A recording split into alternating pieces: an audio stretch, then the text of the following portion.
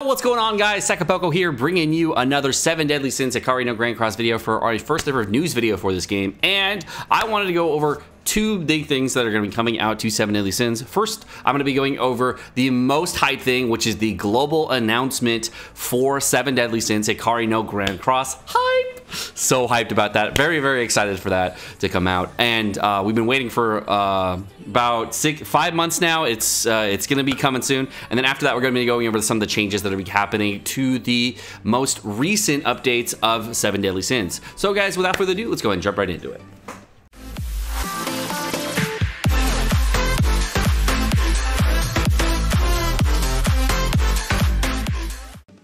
Alright guys, so I was able to get this directly off the 7 Deadly Sins Reddit Discord. I'm going to put a link for that in the description below, so you'll be able to get there if you ever want to join. Really great group of people, some trolls of course, you know, just normal thing for any Discord, any Reddit.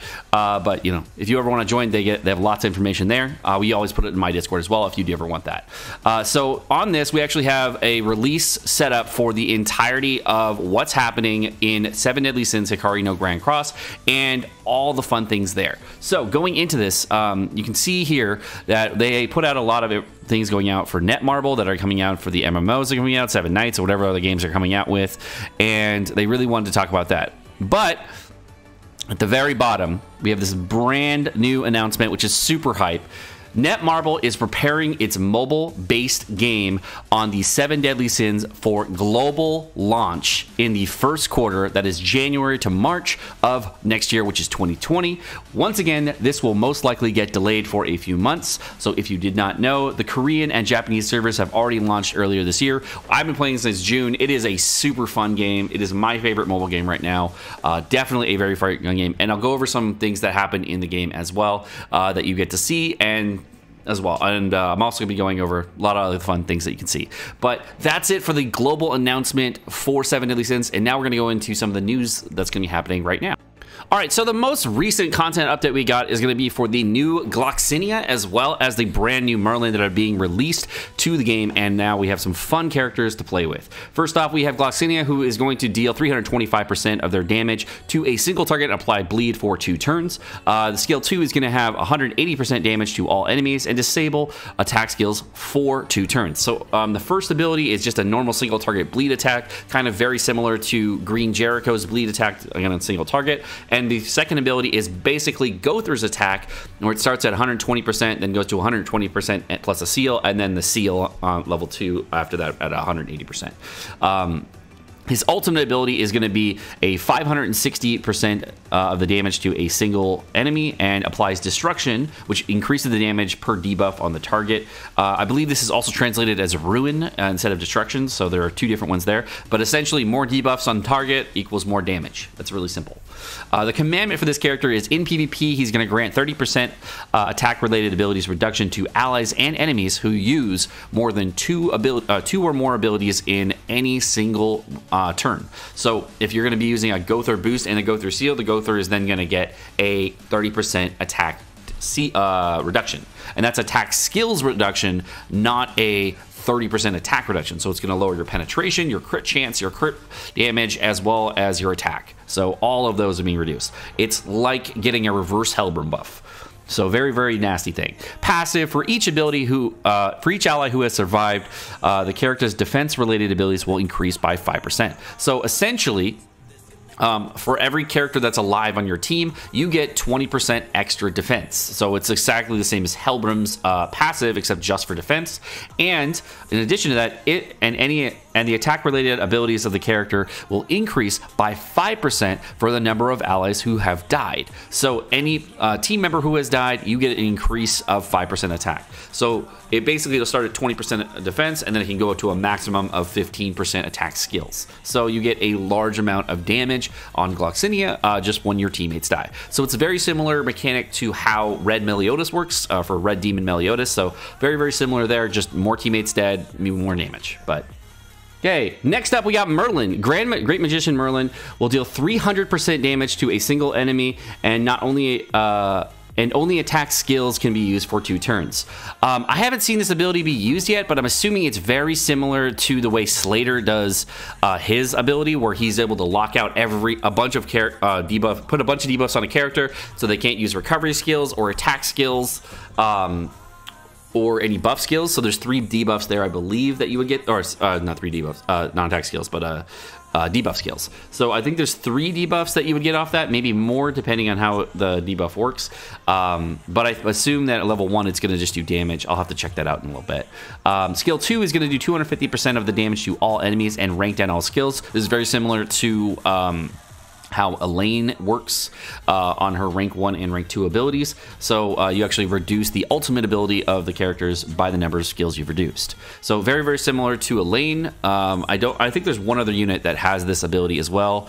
But it works really similarly to Lilia's ultimate or Hauser's ultimate, and it's just a very decently strong attack.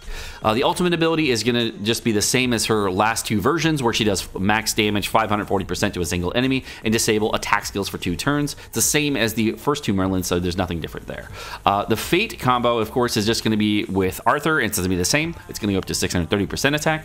And for each debuff, for the passive is, for each debuff on all enemies, the character's attack power is increased by 2%. So every debuff that you're applying on your enemies, you're actually going to get more damage per that.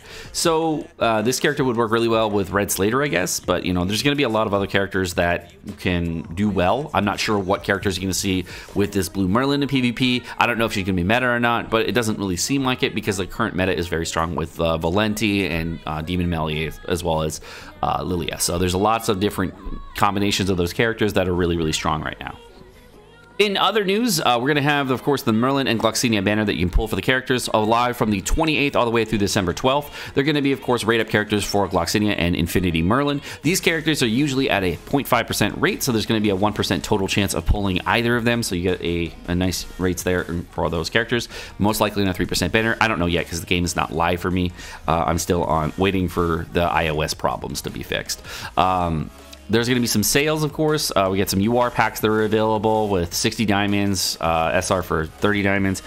I would say skip these, of course. They're not really that worth it, but they're going to be available till the 12th. There's going to also be a new chapter update in Chapter 10, which is going to be featuring, of course, Gloxinia and Droll. That are going to be in this particular fight, where we see, I'm not going to spoil it for you, but it is already part of Season 2 of the anime, so it's in there already. Another type news, we have the Guild Boss Season 2, and this is where the game kind of changes a little bit, and it improves, I'm hoping, for the better. So in Guild Boss Season 1, it was, hey, do as many teams as you can for the Guild Boss, you get those teams, and whatever you get in points is the total amount you're getting for your guild, and then everybody else has to do something like that. This time around, they're going to be changing the way the guild boss works entirely. So the first thing is that in order to be part of the guild boss, you have to be guild level 3 or higher. Points will only be counted as highest clear per difficulty, starting with Season 2. Characters will no longer be restricted after use. So you can actually use characters, whatever characters you want on every difficulty, but you can only gain points per difficulty. So that they've changed that a little bit, and it's whatever your highest run is, I believe. There's also a new addition and subtraction point system. You get additional points for skill moves, skills unused, skill rank ups, skill special moves, debuffs and buff recovery uses, use critical damage, and number of surviving characters. You actually lose points, though, for the number of turns passed. So the faster you complete the run, the more points that you'll get from that, as well as getting all the other things from additional points that you can gain. They also added individual rewards for the guild boss, so you actually get personal rewards instead of team rewards as well. And then your total team rewards, as you can see here, you have to get up to 3,000 points as a guild, and of course get that SSR medal. But what's really interesting here is that you can actually get specific rewards. At 300 points, you get 2 UR chests. At 600 points, you get 3 SR pendants. 900 points, you get 5 gear crystals. At 1,200 points, you get 50 anvils or irons, whatever you want to call them, which is really, really valuable. Definitely liking that. Then we also get At 1,500 points, you get an SSR pendant. At 1,800 points, you get another 50 anvils. And then finally, at 2,200 points, you're getting you get another SSR pendant. So you can actually get a total of 3 SSR pendants every single week from the guild boss, just from your guild rewards. And that's probably not even including the rewards that you're getting from getting the guild coins for your ranking if you're in the top 1% or whatnot. We haven't actually seen what those are yet. I'll have to get logged into the game to actually know what they are, but that's really cool. They've also an addition of bronze statue. Highest scoring guild member will have a bronze statue of their avatar in the guild hall for the following week. So if you're one of those people that really like to flex on your guild, this is great for you.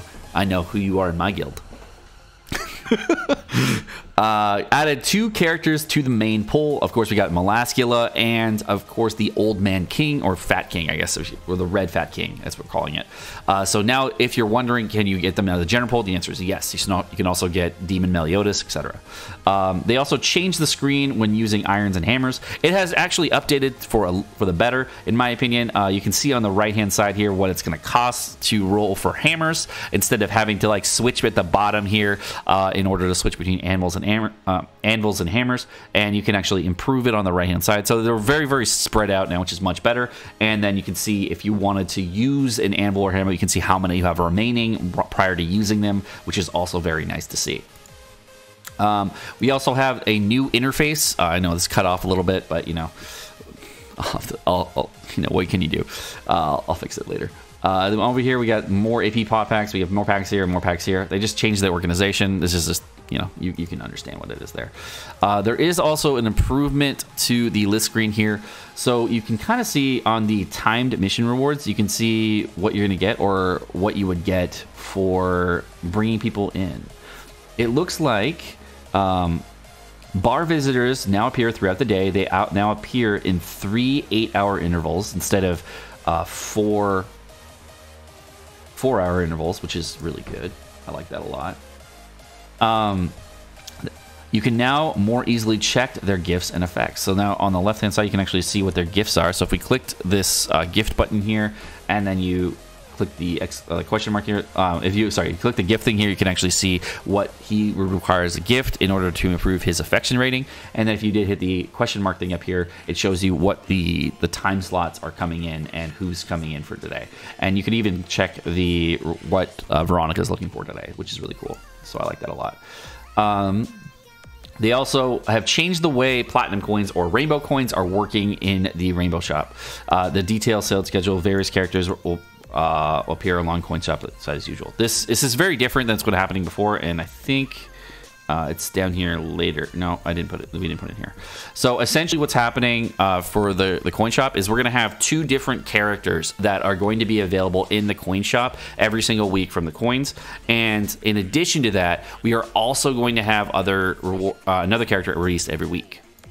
So this week in particular, we're going to actually have I think 2 of the different coin shop characters where they're just like this week's coin shop character and then the following week's coin shop character, and then the other character that's being released is going to be Green Skinny King. So all of those characters are going to be available in the coin shop, and I hopefully will be able to show you later if we ever get the game live again.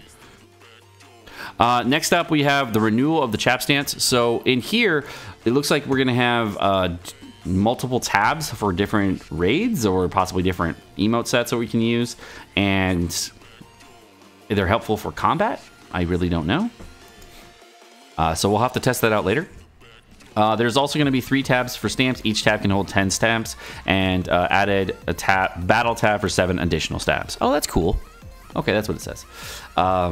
A change of training cave, completion rewards. This is really exciting. We're actually getting more hammers out of doing this. So that means that every time you do the training cave, instead of getting a total of 5 hammers for doing the run, you're actually getting a total of 11 hammers every time you do the training cave, meaning that you're going to get 2 hammers on the 3rd clear, 2 hammers on the 6th clear, and 2 hammers on the 9th clear, as well as when you complete the cave, you get another 5 hammers. So that is a ton of hammers that we're getting now, which is great.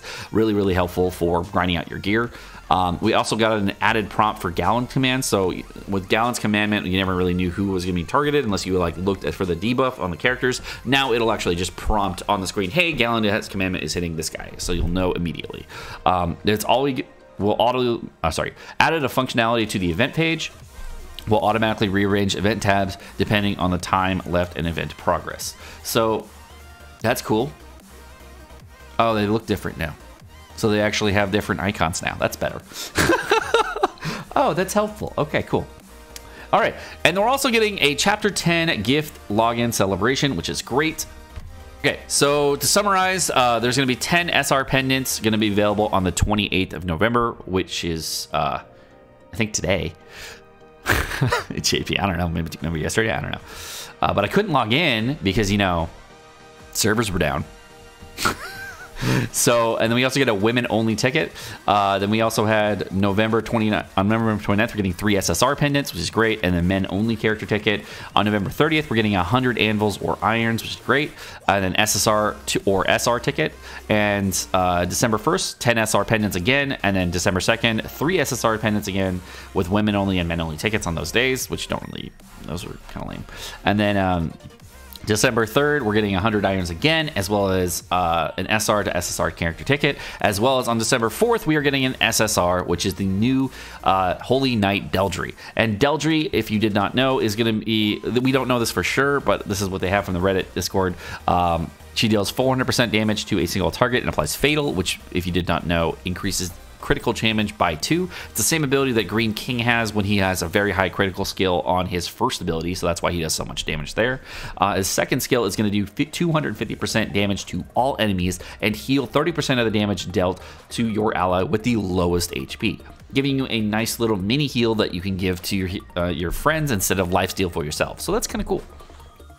Ultimate ability is going to deal 360% to damage to all enemies and prevent their ultimate gauges from increasing for 1 turn. So the debuff that you get on the crab boss, as well as the debuff that you get on the the guild boss for season 1, that debuff will apply to your characters, and you'll have that like lightning thing all below them so that you can't get any more ultimate gauge. But as far as that goes, I believe that's going to be it for the news. I don't think there's anything else that we're going to have here, but I think that's going to be it for this time around. All right, guys, my name is Sekapoko. Thank you so much for watching. Hope you guys enjoyed this video. If you did like these videos and you want to see more 7 Deadly Sins content, just let me know in the comment section down below what you guys like about the game, what you guys don't like about the game, all the fun things there. And I'd love to, interact and talk with you guys. But thank you guys so much for watching. Have a great rest of your day. Peace.